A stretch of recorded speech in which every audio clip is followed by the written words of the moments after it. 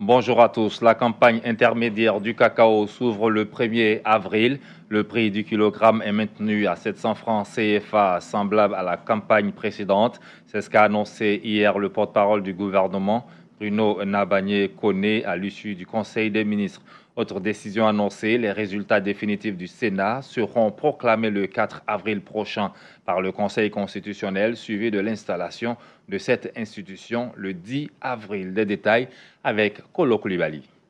Le calendrier de la mise en place du Sénat est connu. Le 5 avril sera élu le président de cette institution, mais avant le 4, le Conseil constitutionnel donnera les résultats définitifs. La rentrée de cette chambre basse aura lieu le 10 avril à Yamoussoukro. Bruno Nabagné-Koné, porte-parole du gouvernement. Il est tout à fait possible aujourd'hui d'installer le Sénat avec les sénateurs élus. Et dans un deuxième temps, évidemment, à une date que le président décidera, il pourra compléter ce Sénat avec les personnes qui seront nommées. La campagne intermédiaire de cacao débute le 1er avril avec le prix de 700 francs le kilo maintenu comme à la principale traite. La production attendue est de 500 000 tonnes alors que la première campagne achevée donne environ 2 millions de tonnes. La tradition veut que le prix de la campagne intermédiaire soit inférieur à celui de la campagne principale. C'est ce qui se fait habituellement, puisqu'il y a une décote relative notamment à la qualité moindre des productions de la campagne intermédiaire. Malgré cela, le Conseil a donc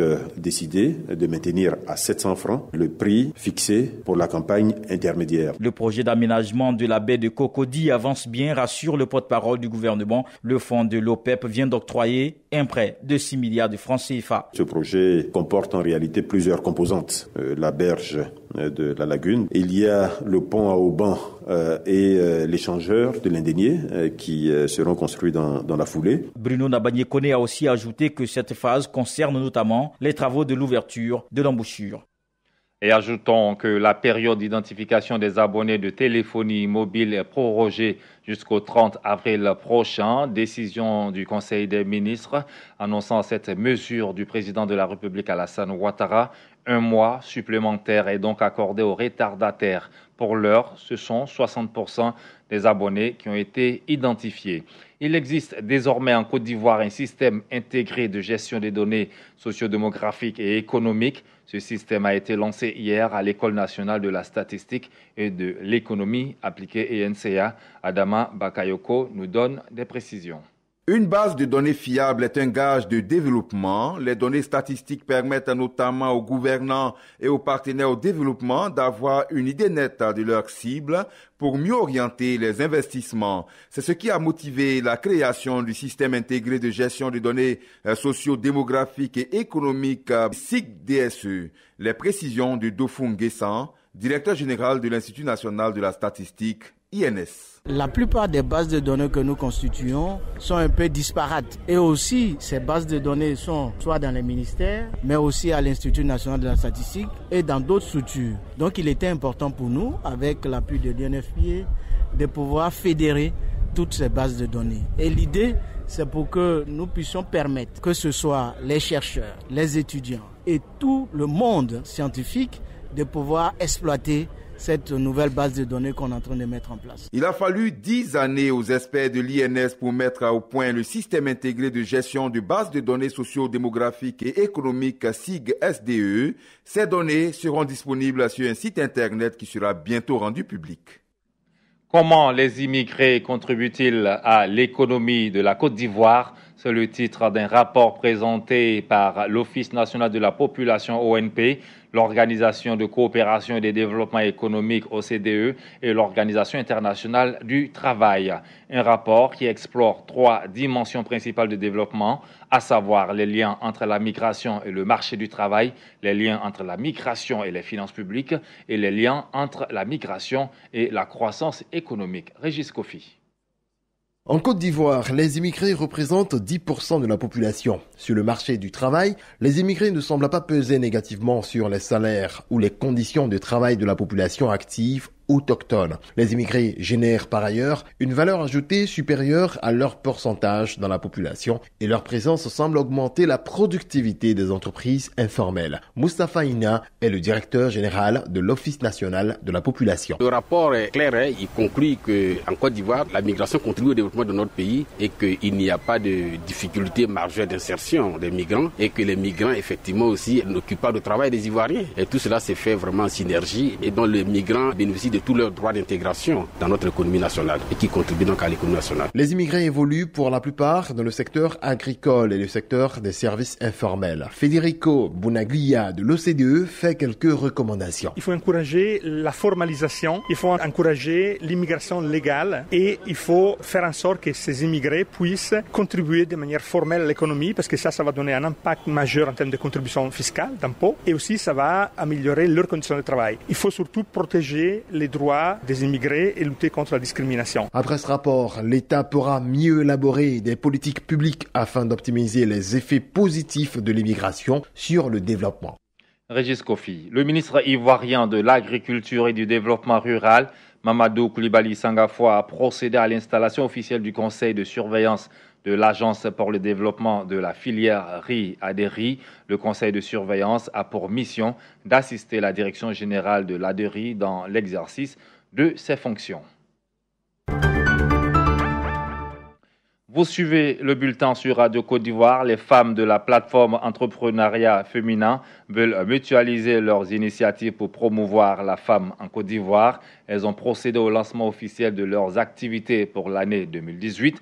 Par la même occasion, cette plateforme a rendu hommage à Dr Marie-Paul Kodjo, présidente de l'ONG Plédou, qu'elle considère comme un modèle en matière d'entraide. Marie-Paul Kodjo apprécie justement cet hommage. C'est une des premières fois dans l'histoire de la Côte d'Ivoire que des femmes ivoiriennes, une plateforme, décide de fêter une femme. On a plutôt l'habitude de se torpiller entre nous, on ne s'aime pas. Et là, je pense que c'est le début du commencement. Les Ivoiriennes ont décidé de changer de mentalité. Chaque année, de fêter une des leurs. Je pense que cette forme de solidarité va payer. Moi, toute personne qui aide les enfants, les malheureux, c'est des modèles pour moi. Quand on se sert de sa notoriété pour aider les plus malheureux, c'est la main de Dieu qui est là. Je suis très heureuse. L'année prochaine, je ferai partie de celles qui vont choisir celles à qui on va rendre hommage. J'ai le bâton de commandement et j'ai la clé. Donc je veux bien me comporter. On vient de terminer avec une cantine scolaire dans un village. On va faire un foyer polyvalent pour les jeunes. Et puis il y a un marché qu'on va faire quelque part, un marché couvert pour permettre aux femmes de vendre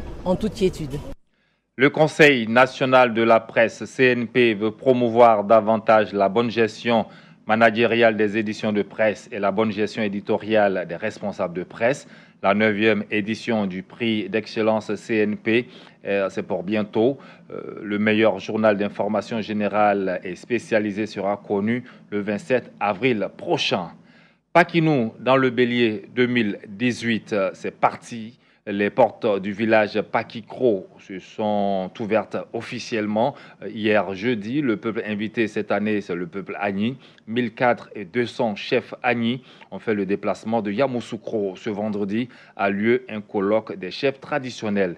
Un pré-colloque a eu lieu récemment à Abidjan, suivant les précisions de Yoboué Pascal, commissaire général de Pakinou, Bélier 2018.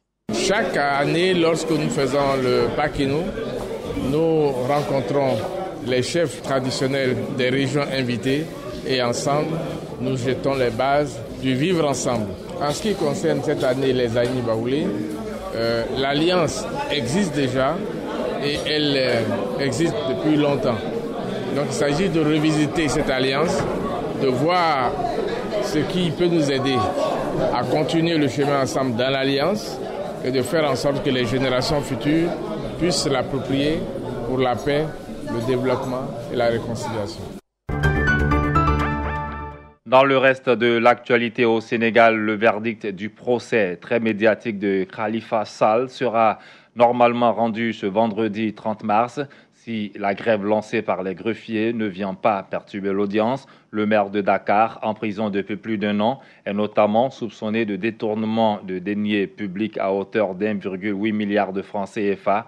Le procureur de la République du Sénégal a requis 7 ans d'emprisonnement, la peine minimale en cas de condamnation pour ces faits est de 5 ans. Les avocats du maire ont plaidé la relaxe de leurs clients. Ce verdict définira en tout cas l'avenir de Khalifa Sall. Et puis, en RDC, des combats intenses ont eu lieu hier à Kabacha sur l'axe Beni-Boutembo. L'armée et les Maïmaï se sont affrontés pendant plusieurs heures dans l'une des propriétés privées du président Joseph Kabila. Fin de ce bulletin d'information. Je vous retrouve à 11h pour un flash d'information sur votre radio. C'était le bulletin d'info présenté par Abou Silla.